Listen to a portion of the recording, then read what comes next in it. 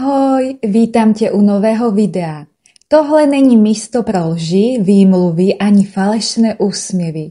Tohle je prostor, kde konečně slyšíš nahlas to, co ti roky šeptal vnitřní hlas. Kde říkáme pravdu nahlas o vztazích, co vypadají jako láska, ale ve skutečnosti tě zničí. Ne, nezdálo se ti to. A ano, má to jméno, narcismus. Mluvím o narcistech, o tom, jak manipulují a jak to bolí. A jak přežít vztah, který ti pomalu kradl sebevědomí, rozum i duši. Používám mužský rod, když mluvím o narcistech. Ale to neznamená, že ženy nemůžou být stejně toxické. Pokud jsi muž a to, o čem mluvím, ti až nepříjemně sedí, vítej. Tohle video je i pro tebe. Jestli tě tohle téma zajímá, sleduj mě tady na YouTube a taky na Hero Hero, kde jdeme ještě víc do hloubky. S příběhy, technikami a podporou. Na Hero Hero máš možnost mi napsat a získat osobní rozbor tvé situace. A pokud cítíš, že už to sama nezvládáš, nabízím individuální coaching v Praze nebo online. Všechno najdeš dole v popisku. Jdeme na to. To, co s narcistou nazýváš vztahem, není láska. Je to pomalá cílená likvidace tvé důstojnosti, sebevědomí a nakonec i identity. On tě nikdy nechtěl jako partnerku. Chtěl hračku, figurku, kterou bude ovládat. A pokud se mu nepodřídíš, nepromarní ani minutu. Už má připravenou náhradní oběť. A ty zůstaneš rozbitá, budeš sedět a ptát se, kde jsem udělala chybu, jenže chyba není v tobě. Celá ta hra je nastavená tak, aby se ty cítila špatně a on mohl dál parazitovat. Co vlastně chce narcista? Narcista chce tvoji pozornost non-stop. A jak to vypadá? Píše, volá, kontroluje. Když neodepíšeš do pár minut, dostaneš od něj zprávu, kde jsi, s kým, proč mě ignoruješ? Požaduje fotky z místa, sdílení polohy, jen ať jsem v klidu. Napíše narcista. Když jsi s přáteli, nebo v práci, nebo s rodinou, rozjede dramatickou scénu, aby si stejně všimla jeho a zase má pozornost. Co se děje potom s tebou? Cítíš vinu a tlak. Začínáš žít s mobilem v ruce. Tvoje hlava je stále ve střehu. Ty máš z toho úzkost a on má kontrolu. Proč to dělá? Protože pozornost rovná se moc. Každá tvoje reakce ho krmí. Když ji nedostane, spustí výčitky nebo trest. Ticho, žárlivá scéna, pasivní agrese. Co s tím? Zruš privilegium okamžitého přístupu. Odpovídej, až se ti to hodí, krátce, bez obhajob, žádné romány. Žádné sdílení polohy, žádné důkazní fotky. Jasná věta. Na zprávy odpovídám, když mám čas. A sleduj reakci. Kdo respektuje hranice, nezvyšuje tlak. Narcista tlak zvýší. Narcista chce tvou psychiku jako odpadkový koš. On vybleje drama, ty to uklidíš. Jeho ex je šílená, kolega ho nenávidí, rodina ho nechápe. Když řekneš, potřebuju klid, otoči to. Jsi necitlivá, já trpím a ty nic. Ty potom jedeš v záchranném módu. Přijímáš odpovědnost za něco, co jsi nevytvořila. Jsi vyčerpaná, ale stydíš se říct dost. Proč to dělá? Chaos tě drží v podřízenosti. Kdo hasí požáry, už nemá kapacitu přemýšlet, co opravdu chce. Co s tím? Vrátit zodpovědnost tam, kam patří. To je tvoje věc. Věřím, že si to umíš zatřídit. Žádné terapeutické maratony. Limit. Mám 10 minut, pak se tomu věnovat nebudu. Nepřijímej urážky. Například, jsi necitlivá, odpověz. Urážky nejsou dialog. Až budeš mluvit věcně, ozvi se. Narcista chce, aby se nechala krmit jeho bludy. Jak to vypadá? Říká ti, že si špatně pamatuješ, přeháníš, jsi hysterická. Když chytíš rozpor, prohlásí. To jsem nikdy neřekl. Přepisuje minulost tak, aby vyšel jako oběť. Nebo jako král. Co se děje s tebou?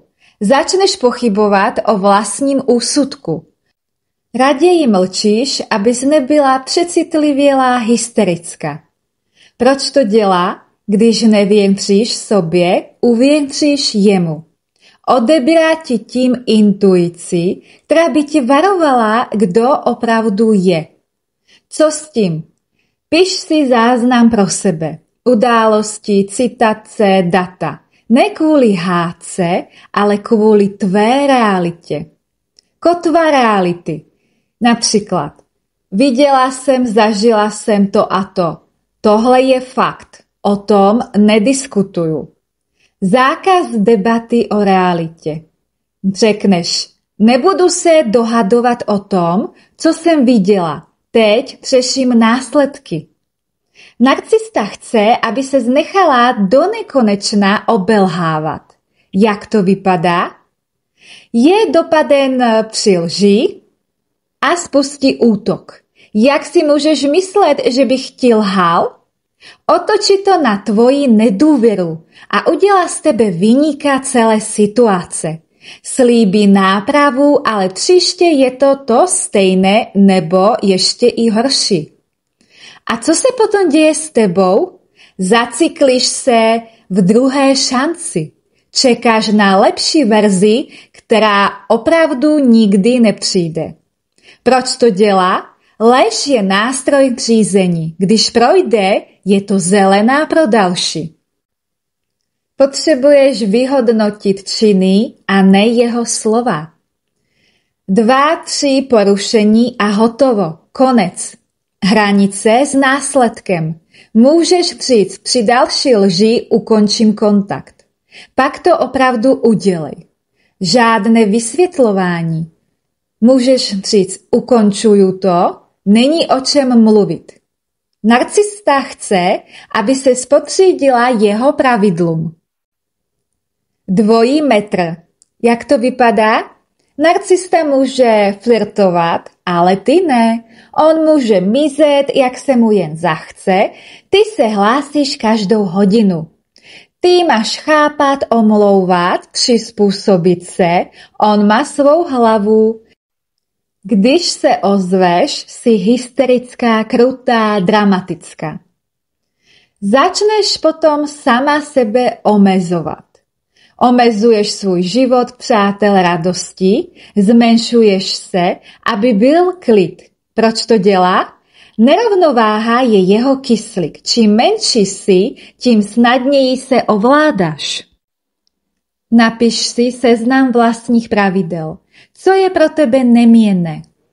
Například úcta, čas pro sebe, soukromí. Řekni si, s partnerem, který mě kontroluje, uráží, lže, nebudu. Přestaň se obhajovat, vrať se k přátelům, obnov koníčky nebo se finančně postav na vlastní nohy. Jak tě narcista testuje a co si potřebuješ uvědomit? Když ti narcista napíše, pošli fotku s kým jsi, ať jsem v klidu. Potřebuješ si uvědomit, ne, důvěra se neřeší důkazy. Kdo mě chce kontrolovat, ten mě nemiluje. Další test. Pokud je narcista ticho, ignoruje tě poté, co jsi nastavila hranice, hlavně mu nic nevysvětluj. Hranice platí i bez jeho souhlasu. Další test. Narcista ti říká, si přecitlivělá. Potřebuješ pochopit, Můj pocit je důležitý. Kdo ho zhazuje, ten nepatří do mého života. Další test. Slzy, sliby. A narcista prohlašuje, změním se. Pamatuj, změnu ukážou jen činy, minimálně 3 měsíce v kuse. Do té doby žádné my. Pamatuj, ne je vždy bez vysvětlování. Nebudeš diskutovat o tom, co jsi zažila. Když s tebou narcista mluví neúctivě, řekni, ukončuju to a odejdi bez další debaty. A nezapomeň, tělo nelže. Pokud ti je vedle něj fyzicky špatně, ber to jako varování, ne jako citlivost. Narcista nikdy nepotřeboval tvou lásku. Potřeboval tvou poslušnost. Každou minutu, kterou mu předáš, promění v páku proti tobě. Až tohle přijmeš, pochopíš to konečně. Láska nebolí takhle, kontrola ano. Kolik svého života mu ještě dáš? Pokud odpověď není ani minutu, víš, co máš udělat dnes? Ne zítra, dnes. Teď ti převyprávím příběh mého klienta. Byl to muž, o kterém bys řekla, že je spolehlivý, takový, co tě nikdy nenechá ve štychu. Pracoval, staral se, měl své koníčky, přátele a pak potkal ji. Byla nádherná, sebevědomá, charismatická žena, co uměla zaujmout. Ty jsi moje životní láska, říkala mu. Nikdy jsem nepotkala nikoho jako tebe. S tebou se cítím konečně v bezpečí. On ji uvěřil. Proč by ne? Vypadalo to opravdově, jenže pak se věci začaly měnit. Pomalu, nenápadně. První fáze nevinné požadavky. Napiš mi prosím během dne, že na mě myslíš, aspoň jednou za hodinu, prosila ho. Zavolej mi každý večer, i když jsi na služebce. Bez toho neusnu. On to bral jako projev lásky. Říkal si, vždyť to nic nestojí, aspoň ví, že na ní myslím. Druhá fáze. Kontrola a ponižování. Jednou se usmál na kolegyni při obědě a ona to viděla. Večer doma spustila. S kým ses to bavil? Na koho ses to smál? Ty si myslíš, že jsem slepá? Určitě někoho máš. On stál v kuchyni, v ruce taška s nákupem a cítil se jako obžalovaný. Vlastní domov se proměnil v soudní síň. Třetí fáze, 2 metr. Ona chodila ven, na drink s kamarády. A většinou to samozřejmě byli muži. On jednou navrhl, že zajde na pivo s kolegy. Na pivo? A co rodina? Co pak ti na nás nezáleží? Jsi sobec. Můj klient jim řekl, ale ty chodíš taky ven. A ona na to pohotově zareagovala. Já? Ty to prostě nechápeš, to není to samé. A nastala tichá domácnost. Čtvrtá fáze, rozbití identity. Roky ubíhaly. Začal si všímat, že už se nesměje, že nemá sílu na své koníčky, že se vymlouvá kamarádům, proč nepřijde. V noci ležel vedle ní a přemýšlel. Možná má pravdu, možná jsem opravdu málo mužný, možná nejsem dost dobrý manžel. Popsal mi to, že to bylo, jako by mu někdo vymazával duši. A pak to přišlo. Jednou ji přistihl při jasné lži. Nebylo to poprvé, ale tentokrát už neuhnul. Díval se jí do očí a řekl, dost, končím. Ona stuhla a pak se rozesmála tím chladným smíchem. Ty končíš? Ty jsi hrozně krutý. Jak tohle můžeš udělat po všem, co jsem pro tebe udělala? A v tu chvíli mu to došlo. Všechny lži, podvody, ponižování. To ona nikdy neviděla, ale jeho rozhodnutí odejít, to pro ní byla krutost. Později mi řekl, já jsem roky věřil, že ona je láska mého života. Až když jsem se z toho vztahu dostal, pochopil jsem, že jsem vlastně žil v kleci. V kleci, kterou jsem jí sám zamykal, protože jsem chtěl věřit, že se změní, ale ona se nezměnila. Změnil jsem se já. Z chlapa, co měl hlavu vstyčenou, se stal chlap, co chodil po špičkách. Až do dne, kdy jsem si řekl, stačilo. Proto tím říkám natvrdo, narcista tě zlomí, pokud mu to dovolíš. Tenhle muž odešel a dnes má klid, vlastní život. Svobodně dýchá, ale stálo ho to roky, než pochopil, že problém nikdy nebyl v něm, problém byl v tom, že uvěřil maskovanému predátorovi. Otázka pro tebe. Kolik let svého života mu ještě dáš, než si taky řekneš stačilo? Každý narcista, každá narcistka funguje podle jednoho jednoduchého kódu. On má všechna práva, ty máš všechny povinnosti. Zní to jako přehnané? Není. To je jeho celý životní program.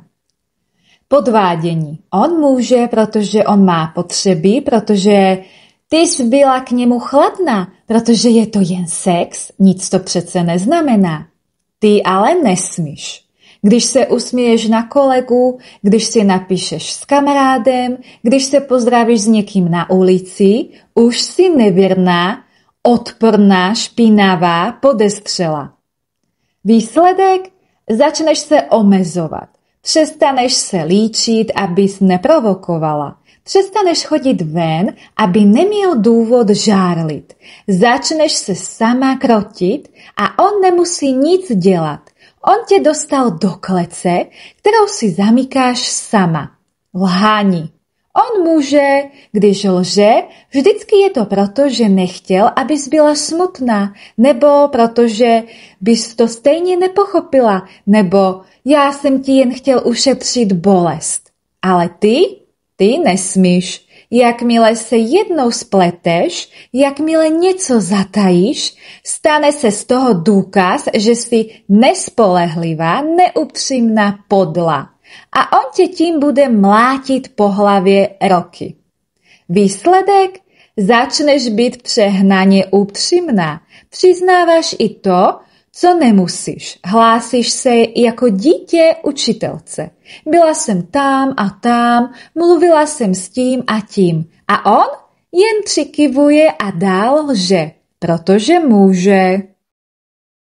Odchod. On může kdykoliv. Když se mu něco nelíbí, když se pohádáte, když se mu zachce. Může zmizet na hodiny, na dny, a když se vrátí, má právo čekat, že ho přivítáš s otevřenou náručí. Ale ty nesmíš. Jen naznačíš, že bys odešla a jsi krutá, hysterická, bezcitná. A navíc, kdo by tě chtěl, když nejsi schopná ani si udržet vztah? Výsledek? Začneš se bát odchodu. Přestaneš o něm přemýšlet. Sama sobě zakážeš tuhle myšlenku. A přesně to on chce, aby si zmyslela, že nemáš kam jít. Najednou už nejsi žena s vlastní hodnotou, ale jen figurka, co se jen snaží nedělat problémy. Tohle není náhoda, to je cílená manipulace. Narcista ví, že když se budeš cítit menší, bezmocná a provinilá, budeš se víc snažit, víc vysvětlovat, víc dokazovat, že nejsi ta špatná. A čím víc se snažíš, tím víc energie mu dáváš. Čím víc energie mu dáváš, tím silnější je on. A čím silnější je on, tím slabší jsi ty. Tohle je jeho rovnice. Rovnice, která tě pomalu ničí. Už ani nevíš, kdo jsi. Nepamatuješ si, kdy jsi naposledy byla opravdu šťastná. Tvoje já je rozmělněné, rozdrobené. Každý tvůj krok se točí kolem otázky, co na tom řekne on? Tohle není láska. To je program na likvidaci tvé identity. Narcista nikdy nemiluje tebe. Miluje moc, kterou nad tebou má. Aby tě měl tam, kde chce, potřebuje přesně tuhle rovnici. Já mám právo, ty máš povinnost. A dokud tu rovnici budeš akceptovat, zůstaneš jeho vězeňkyní. Otázka zní, chceš žít jako partnerka nebo jako vězeňkyně cizího ega? Teď si popíšeme každodenní život s narcistou.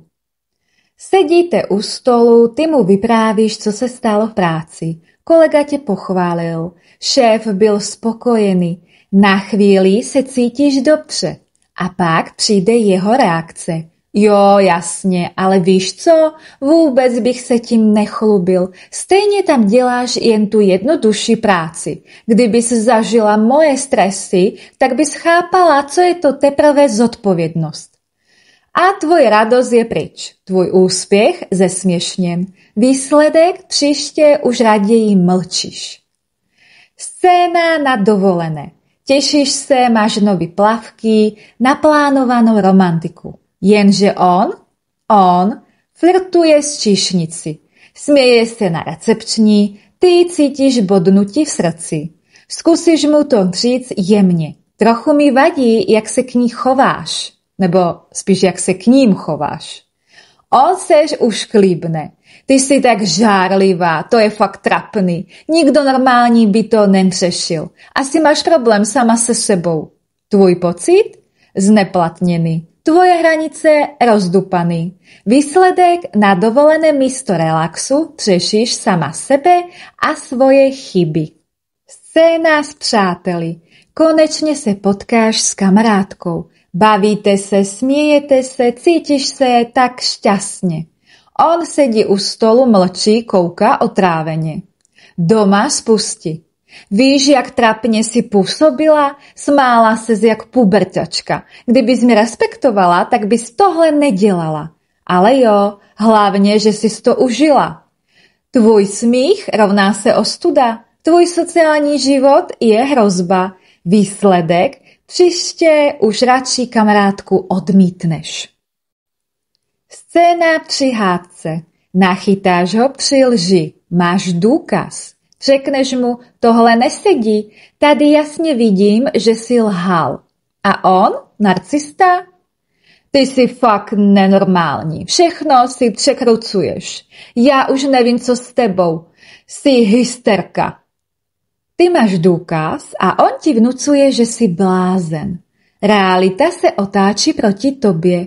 Výsledek? Začneš pochybovat o vlastním rozumu. Jaký je vzorec ve všech scénách?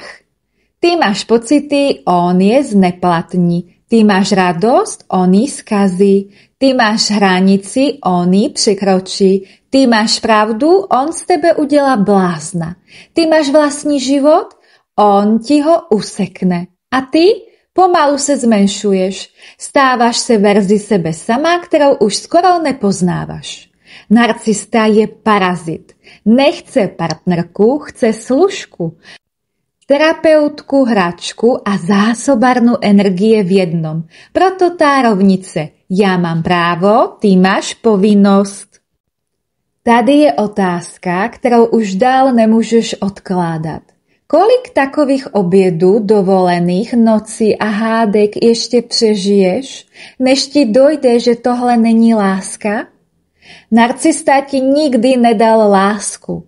Dal ti jen něco, co vypadalo jako láska, aby tě chytil. Ty si cítila euforii, že si konečně našla toho pravého. On se jen usmíval, protože věděl, že si uvěřila jeho masce. Láska je, když tě někdo vidí, respektuje, přijímá. Narcista tě nikdy neviděl. Viděl jen zdroj energie. To, co si zmyslela, že je láska, byla jen iluze nasazená přesně podle tvých slabých míst. Možná stále doufáš, že jednou pochopí, jak moc se snažíš, že ocení, kolik do něj dáváš, že mu dojde, co ti způsobil. Jenomže nikdy. Narcista nikdy nebude hrát fair. Pravidla jsou nastavena tak, aby vždycky vyhrál on. Ty pracuješ? No, to je samozřejmost. On přinese peníze? Je hrdina. Ty se omluvíš? To je slabost. On se omluví? To je důkaz, že je velkorysý. Ty uděláš chybu? To je důvod tě ponižovat. On udělá chybu? No, tak to je tvoje vina, protože si ho přece vyprovokovala. Spravedlnost s narcistou neexistuje. Narcista nechce kompromis. Ve zdravém vztahu se dva potkávají někde uprostřed. Ty ustoupíš tady, on ustoupí jinde. Společně hledáte rovnováhu. S narcistou zapomeň. On nikdy neustoupí, on nikdy nepřizná, že se mýlí, on nikdy nepřijme tvoje hranice. Každý kompromis se promění v tvoji prohru, protože pokaždé se ohýbáš ty a pokaždé získává navrch on. Kompromis s narcistou není dohoda, je to další krok k tvému zničení. Narcista potřebuje mít nad tebou moc, protože bez ní se cítí bezcenný. Proto tě kontroluje, proto tě ponižuje, proto ti bere přátele, koníčky, rodinu. Každé tvoje oslabení je pro něj vítězství. Každá tvoje slza je pro něj důkaz, že to funguje. A ty si zatím říkáš, on se změní, on jen potřebuje čas. On to jednou pochopí. Ne, nezmění se. Nemá proč. Proč by se měnil? Zeptej se sama sebe. Proč by měl narcista měnit něco, co mu perfektně funguje?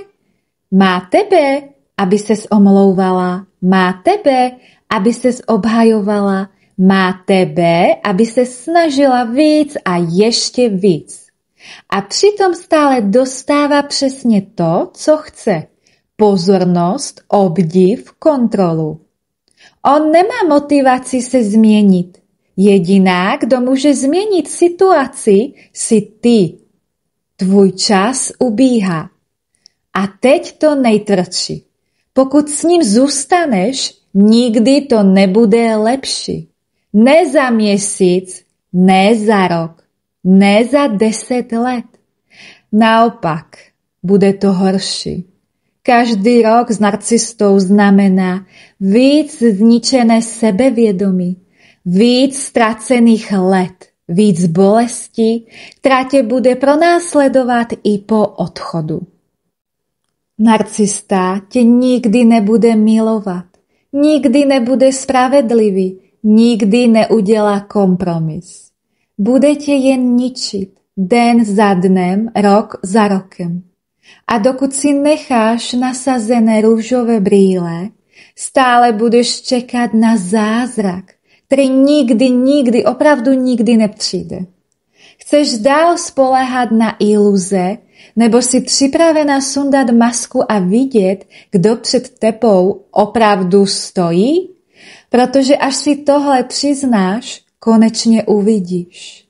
Neživíš lásku, živíš parazita. Další klient mi vyprávěl. Provedla mi hrozné věci, ale já jsem prostě jen ukončil vztah. Nepodváděl jsem ji jako ona mě. Jen jsem to ukončil a ona mi řekla, že jsem krutý. Úplně přitom ignorovala všechno to zlé, co mi udělala. I všechny ty noci, kdy jsem měl zlomené srdce a nemohl kvůli ní spát. Takže ano, narcistka, umí rozdávat zneužívání a podvody opravdu dobře. Ale stačí se jim jednou postavit a říct jim ne a úplně je to zničí. Další klient mi vyprávěl, moje ex chtěla, aby se s ní zacházelo výjimečně, ale zároveň chtěla, aby ji všichni nechali na pokoji. Chtěla být obdivována, chtěla chodit ven se svými kamarády, no a většinou to byli samozřejmě zase muži. A nechtěla, aby se jí někdo ptal, kde je. Jakmile jsem šel ven, já a navrhl jsem jí, ať jde se mnou, řekla, že žárli a radši zůstala doma, jen aby mě potom podrobila výslechu, kde jsem byl a co jsem dělal. Chtěla dárky, ale vždy říkala, to je na tobě.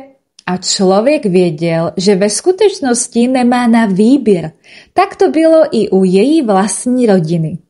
První klient popsal situaci, kdy partnerka páchala podvody a ubližovala. Ale když on vztah ukončil, označila jeho samotný odchod za krutost. To je klasická realita života s narcistou. Narcista minimalizuje své činy a přehazuje vinu na druhého. Oběť začne pochybovat, zda vůbec má právo cítit se zraněna. Já můžu, ty nesmíš. Druhý klient krásně vystihuje dvojí metr. Ona chtěla být obdivována, volná, bez omezení. Ale partnerovi nastavila pravidla, vyslýchala ho a kontrolovala. To je důsledek jejich vnitřního nastavení. Pravidla platí jen jednostranně. Narcista se vnímá jako někdo výjimečný, kdo má nárok na privilegia, zatímco ostatní musí dodržovat omezení. Maska, to je na tobě. Poznámka klienta o dárcích je velmi trefná. Narcista často řekne, to je na tobě, rozhodni se, ale neexistuje skutečná svoboda volby. Pokud partner neuhodne skrytý požadavek, přichází trest, kritika, chlad, mlčení. Toto je pasivně agresivní manipulace, která vyvolává v partnerovi úzkost a pocit, že nikdy není dost dobrý. Co vlastně narcista chce od partnera? Z obou příběhů vyplývá jasný vzorec. Obdiv a uznání. Chtějí být středem pozornosti. Absolutní svoboda pro sebe, ale zároveň kontrola nad druhým. Dvojí metr. Oni smějí vše, partner nic. Obětní beránek. Někdo, na koho lze přehodit vinu. Zdroj energie. Partner je zdrojem emocí, obdivu a loajality, který narcista vysává. Narcista nevnímá partnera jako rovnocenného člověka, ale jako nástroj, zdroj potvrzení vlastní hodnoty, zábavy nebo obětního beránka. A proto, jakmile se partner jednou vzepře a řekne dost, celý jejich iluzorní svět se začne hroutit. Narcista nikdy nepotřeboval tvoji lásku, potřeboval tvoji poslušnost. A pokud mu ji dál budeš dávat, připrav se, že tě roztrhá zevnitř. Chceš pravdu? On tě nikdy nemiloval. Miluje jen to, co z tebe může dostat. Až tohle opravdu přijmeš, konečně se ti otevřou oči. Takže, kolik svého života mu ještě dáš? Jestli ti tohle video otevřelo oči, nebo aspoň trochu se ti ulevilo, dej mi vědět dole pod videem a sdílej svůj názor. Tvoje zkušenost není jen příběh, je to důkaz. A možná ani netušíš, kolika ženám a mužům tím pomáháš, protože si prošli tím samým peklem. Sleduj mě tady na YouTube a přidej se i na Hero Hero. Najdeš tam celé video. Na Hero Hero mluvím naplno o věcech, které bolí, ale je potřeba je slyšet, a to bez cenzury a do hloubky. Na Hero Hero mi můžeš napsat a získat osobní rozbor právě tvé situace. Pokud cítíš, že na to nechceš být sama, jsem tady. Nabízím coaching v Praze nebo online. Jsem tady pro tebe, odkazy najdeš v popisku. Drž se a nezapomeň, nemusíš být na to sama. Pokud opravdu chceš vědět, jestli je tvůj vztah láska nebo kontrola, odpověz na následující otázky. Odpovídej jen ano nebo ne.